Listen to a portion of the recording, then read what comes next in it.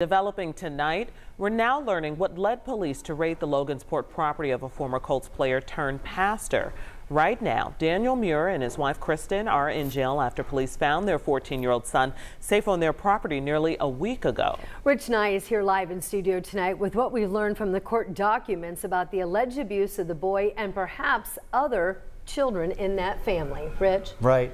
In court records, Daniel Muir allegedly admits that he, quote, whooped his 14-year-old son for inappropriate behavior.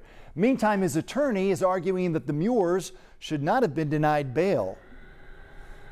Police executed a search warrant on this property in Logansport on July 3rd to locate the 14-year-old son of Daniel and Kristen Muir. This is where Daniel is the pastor leader of a religious community. The boy's grandmother had reported alleged abuse at the hands of his father and provided police with a photo of the boy with a black eye and swollen face. Court records say investigators also have a recorded phone conversation between Daniel and a family member where Daniel admits, "I whooped his blank like a grown blank man." Daniel says he punished his son for inappropriate behavior and that if they lived in their religious homeland, the boy would be put to death for his acts. But they can't do that in the United States. For more than 2 weeks, the Muirs would not cooperate with the Department of Child Services investigation, leading to a silver alert and the eventual raid. Police say the boy was found safe and well, along with other Muir children. But 2 boys told investigators they had been whooped by their parents, one even getting a bloody nose from their punishment. Daniel is charged with domestic battery, a misdemeanor. Both parents are charged with obstruction of justice, a low-level felony.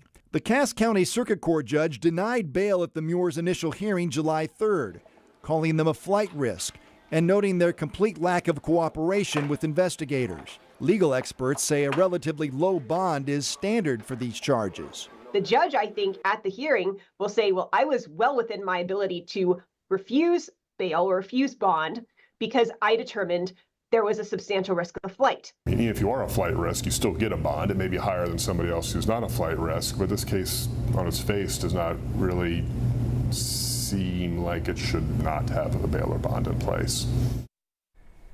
Now, the judge did set a bond hearing for July 16th, but that will leave the Muirs in jail for almost 2 weeks.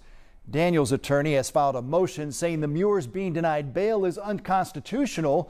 He's asking for a hearing for their release as soon as possible this week.